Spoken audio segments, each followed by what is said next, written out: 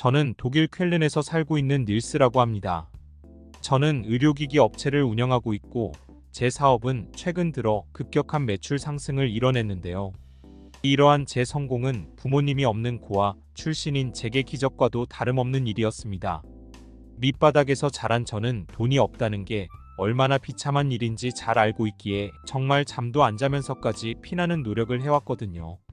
문제는 매출이 점점 많아질수록 안 그래도 바빴던 저는 더욱 바빠졌다는 것인데요.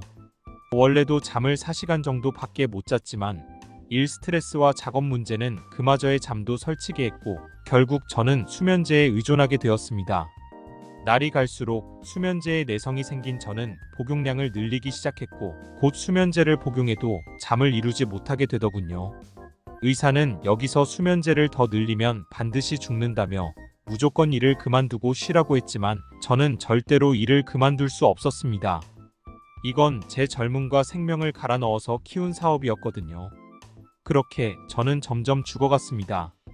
점점 하루를 꼬박 세우는 일이 잦아졌고 뇌는 더 이상 집중을 할 수 없는 상태가 되었죠. 두통은 일상이고 이제는 헛것까지 보이기 시작했습니다. 그리고 결국 피곤한데 잠이 안 와서 3일간 밤을 꼬박 새우게 되었을 때 저는 정말 이러다 죽겠구나 싶었죠. 그때 한국인 직원이 제게 말을 걸었습니다. 사장님, 어디 아프신 거 아니죠? 요즘 들어 안색이 많이 안 좋으시네요. 사실 한국인 직원 동지는 제게 있어 아주 소중한 사람입니다. 사업이 위기를 맞았을 때 모두가 제 곁에서 떠났지만 오직 한국인 동진만은 저를 믿고 끝까지 옆에 남아줬을 정도로 의리 있는 녀석이었거든요. 물론 그의 업무 능력은 말할 것도 없죠. 흔히들 독일인들은 일도 잘하고 집중력이 강하다는 편견이 있지만 적어도 그건 오늘날 통용되는 말은 아닙니다. 요즘 젊은 독일 놈들은 일을 하지 않으려고 하고 농땡이도 어찌나 피워대는지 이들만 보면 정말 한숨만 나오거든요. 그러나 한국인 직원 동지는 항상 꾀부리지 않고 열심히 일해서 늘 다른 사람들에게 모범이 되곤 합니다. 또 한국인들 전부가 그런지는 모르겠지만 그는 독일인들과는 달리 굉장히 융통성 있는 성격이라 어떤 문제를 해결할 때 항상 남들과 다른 생각을 통해 엄청난 묘수를 찾아내죠. 그래서 저는 동진을 좋아하지 않을 수가 없던 것입니다. 어쨌든 잠을 못 자서 무척이나 예민했던 저는 다른 직원이었다면 그냥 대충 넘겼을 테지만 동진에게만 고민을 이야기해줬습니다. 사실 지금 3일째 잠을 못 자고 있다네. 불면증 때문에 이러다가 정말 죽는 거 아닌가 모르겠군. 그리고 비싼 약도 치료도 전부 통하지 않았다고 말해주며 제 진지한 속내를 털어놨습니다. 그러자 동지는 잠시 고민하더니 제게 놀라운 제안을 하더군요. 한국에서 2주만 쉬다 오시죠. 사장님의 증상은 한국 시골에 계신 제 아버지가 해결할 수 있을 것 같거든요. 저는 이 말을 듣자마자 동진도 잠을 못 자서 제정신이 아니구나 싶었습니다. 독일에 난다 긴다 하는 의사도 해결하지 못한 문제를 어떻게 한낱 시골 할아버지가 해결할 수 있다는 거며 저는 2주는커녕 이 일에 휴가조차 낼 여유가 없었거든요. 하지만 동지는 무척이나 자신감 넘치더군요. 비용은 받지 않을게요. 대신 사장님의 휴가에 저도 동참하게 해주세요. 오랜만에 저희 아버지 좀 뵈야겠네요. 저는 동진의 이런 넉살에 기가 찼습니다. 저는 아직 한국에 가겠다는 말도 안 했거든요. 그러나 그의 자신감을 보니 왠지 모를 신뢰도 가더군요.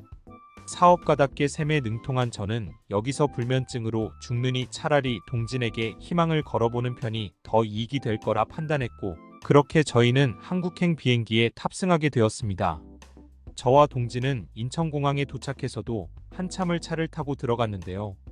얼마 후 저희는 동진의 아버지가 거주한다는 시골에 도착했고 동진의 아버지는 제 형님뻘 되는 굉장히 포스 있는 사람이었습니다. 그는 키는 작았지만 기세가 엄청나서 사람 자체가 엄청나게 크게 느껴졌죠. 기세로만 따지면 산전수전 다 겪은 사업가인 저조차도 전혀 감당이 안 되는 사람이었습니다. 또한 그는 굉장히 무뚝뚝한 성격이었지만 사람 자체는 온순하고 착한 듯 싶었는데요. 그는 무심한 듯 아들을 맞이하더니 아들에게 저에 대한 설명을 듣고는 악수를 건네며 곧 식사를 차려왔습니다. 그리고 그가 차린 음식의 역겨운 비주얼을 보고 저는 엄청난 실망을 할 수밖에 없었는데요. 웬 갈색 국물에 닭이 그대로 들어가 있었거든요. 제 이런 마음을 알기나 하는지 동지는 무척이나 신나했습니다. 이건 한국의 삼계탕이라는 음식인데 아버지가 차려주신 삼계탕은 특별합니다. 여기 들어가 있는 대추, 인삼 등 각종 보약들은 전부 아버지가 산에서 얻어오셨거나 마을 사람들에게 직접 받은 것들이거든요. 솔직히 매번 고급 레스토랑에서 스테이크만 썰던 제가 이런 허접한 음식을 먹어야 한다니 짜증이 치솟았습니다. 하지만 동진 아버지의 포스에 짓눌린 저는 어쩔 수 없이 숟가락을 들게 되었죠. 그리고 그렇게 억지로 먹은 삼계탕은 뼈를 바르는 게 조금 성가시긴 했지만 정말 환상적이었습니다. 피로가 싹 가시는 기분이 바로 이런 거구나 싶을 정도로 삼계탕을 한 입 먹고 뜨거운 연기를 한번 뿜으면 만성으로 앓던 두통이 싹 사라져 버렸거든요. 그렇게 저는 생전 처음 보는 이상하게 생긴 음식을 국물까지 전부 비워냈습니다. 하지만 역시나 잠이 올 기세는 보이지 않았죠. 그러자 동지는 충격적인 제안을 해왔는데요. 바로 동네 뒷산을 올라가자는 것이었습니다. 사실 저는 산에 올라본 적이 없는데요. 왜냐하면 독일에는 산이라고 할 만한 것들이 없거든요. 기껏해야 언덕 수준인 것들 뿐이죠. 그리고 애초에 저는 운동을 할 시간도 없고 흥미도 없었습니다. 하지만 한국 산은 딱 봐도 높고 웅장해 보였기에 저는 지레겁부터 먹었습니다. 그래서 동진의 제안을 거절하려 했지만 그는 저를 강제로 산으로 끌고 갔기에 그렇게 억지로 등산을 하게 되었죠. 동진의 아버지는 이곳 근처의 산들에서 산삼과 버섯, 약초를 캐는 신만이라고 했는데 그는 체력이 어찌나 좋던지 저는 곧 죽을 사람처럼 헉헉대며 등산을 하는데 반해 동진의 아버지는 저희보다 한참을 빠르게 산에 올라가서 약초를 캐더군요. 한국의 중장년층은 확실히 독일인보다 강한 것 같았습니다. 어쨌든 저는 너무 지쳐서 포기하고 싶은 생각이 수차례는 들었지만 동진은 항상 지금 내려가는 것보다 정상이 더 가까우니 조금만 더 힘내자며 기운을 불어넣어줬고 저는 그런 동진의 응원에 오기로 산에 올랐습니다.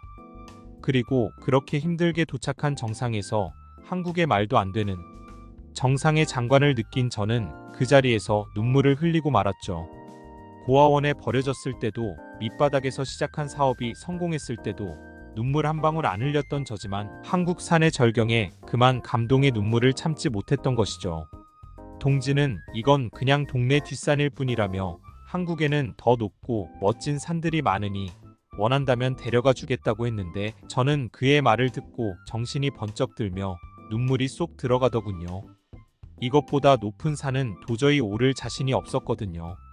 어쨌든 저희는 정상의 풍경을 한참이나 구경한 뒤 하산했고 동진과 동진의 아버지는 땀을 뻘뻘 흘리는 저를 그대로 차에 태우더니 또다시 어디론가로 저를 데려가기 시작했습니다. 그리고 마침내 차에서 내렸을 때 저는 정말 경악을 금치 못하고 말았죠. 왜냐하면 그들은 저를 시내에 위치한 찜질방이라는 곳에 데려갔거든요. 이건 독일 사우나와 비슷해 보이기도 했지만 보면 볼수록 완전히 다른 형태였습니다. 한국 사우나의 탕의 종류가 훨씬 다양했고 심지어 위층의 찜질방은 정말 기상천외한 것들로 가득했거든요. 일단 동지는 땀을 쫙 빼서 몸 안의 노폐물을 제거해야 한다고 말했고 저를 불안증막이라는 곳으로 데려갔습니다. 그곳에는 이미 수많은 한국인들이 땀을 빼고 있었는데 도대체 이들은 이 정도의 뜨거운 열기를 어떻게 참고 있는 건지 저는 불안증막에 들어가자마자 익어버릴 것 같아서 도망 나와버렸습니다. 그러자 동지는 그런 저를 위해 소금밤이라는 곳에 데려가더군요. 소금에 혀를 대보니 진짜 소금이었는데 어떻게 이렇게 뜨거운 곳에서도 소금이 녹지 않을 수가 있는지 너무나도 신기했습니다. 그렇게 땀을 빼고 난 뒤 동지는 저를 얼음방으로 데려갔습니다. 도대체 한국 찜질방은 저를 어디까지 놀라게 할 건지 이곳에는 정말 별의별 곳이 다 있었고 얼음방에 있으니 뭔가 피부가 젊어지는 느낌이 들었습니다. 얼마 후 저희는 찜질을 마치고 한 곳에 모였는데요. 동진의 아버지는 말없이 식혜와 맥반석 계란을 사오시며 제게 권했고 그렇게 먹은 음식들은 호텔 레스토랑에서 먹은 산의 진미 부럽지 않더군요. 그런데 동진은 오늘 하루는 이곳 찜질방에서 묵고 갈 거라는 이야기를 하는 거 아니겠어요? 아니, 어떻게 이 많은 사람들과 함께 잘 생각을 하는지 이건 너무나도 위험해 보였습니다. 어디서 왔는지도 모르는 사람들과 함께 자는 건 독일에서는 정말 위험한 행동이거든요. 따라서 저는 동진에게 돈은 얼마든지 지불할 테니 호텔로 가자고 말했습니다. 하지만 동진은 한국에서는 부자건 서민이건 모두가 함께 모여 찜질방에서 시간을 보내곤 한다며 저를 토굴방으로 안내하더군요. 저는 모르는 사람들과 한 공간에서 잔다는 게 너무나도 어색했고 그렇게 오늘도 잠을 설치겠구나 싶어 포기하려던 찰나 정말 토굴방에서 누운 지 3초 만에 골아떨어져 버렸습니다. 의사도 못 고쳤던 제 병을 동진과 동진 아버지를 하루 동안만 따라다녔더니 고쳐버린 것이죠.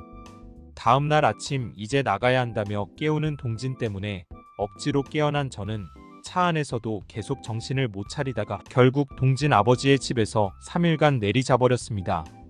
처음에는 제가 3일 동안 잤다는 사실도 몰랐죠.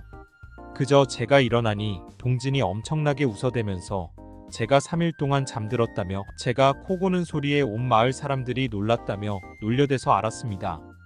동진은 하필 밤에 일어나면 어쩌냐며 밤낮이 바뀌면 안 되니 자신이 확실히 재워주겠다고 했는데요. 그렇게 그는 자신의 아버지를 불러서 삼겹살을 굽기 시작했습니다.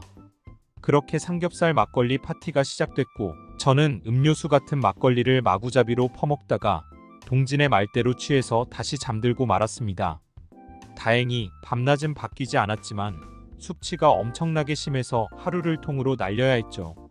이렇게 여유로운 삶을 살았던 게 얼마만인지, 아니 애초에 제가 살면서 이런 행복을 느낀 적이 있는지도 모르겠습니다. 저는 한국에서의 경험을 통해 이게 바로 인생을 사는 의미라는 생각을 하게 되었습니다. 돈보다 훨씬 중요한 게 있었던 것이죠. 저는 2주 동안 동진과 동진 아버지와 정말 좋은 추억을 남길 수 있었고 그렇게 독일로 돌아갈 때 동진 아버지는 저희를 공항까지 바래다 주는 것도 모자라 제게 비싼 버섯, 희귀 약초, 인삼, 심지어 그 비싸다는 산삼까지 선물로 주더군요. 짧은 인연이었지만 그는 저를 친구로 인정해 준 것 같았습니다. 그렇게 건강에 비하면 돈은 그다지 중요하지 않다는 교훈을 얻은 저는 독일로 돌아와서도 충분한 수면을 취하기로 했습니다. 그리고 한국에서처럼 운동도 꾸준히 하기로 했죠. 실제로 운동을 꾸준히 하고 동진 아버지가 선물로 준 보약들을 꼬박꼬박 챙겨 먹으니 약이 없어도 곧잘 잠에 들 수 있었는데요. 신기하게도 이렇게 휴식 시간을 늘리니 일의 능률이 올라가서 오히려 더 높은 성과를 낼 수 있었습니다. 저는 정기적으로 휴가를 가지고 적어도 1년에 한 번은 한국의 동진 아버지네 집에 놀러가서 몸보신을 하자고 다짐했는데요. 한국이 아니었다면 이런 건강의 행복도 못 느꼈을 것이고 불면증으로 말라 죽었을 것임을 알기에 한국과 동진 가족에게 너무나도 감사해지네요. 한국에서 건강을 되찾을 수 있었던 독일인의 사연이었습니다. 여러분들의 구독과 좋아요, 알림 설정은 영상 제작에 큰 힘이 됩니다. 듣기 주셔서 감사합니다. 오늘의 영상은 이게 전부입니다. 모두가 건강하길 바랍니다.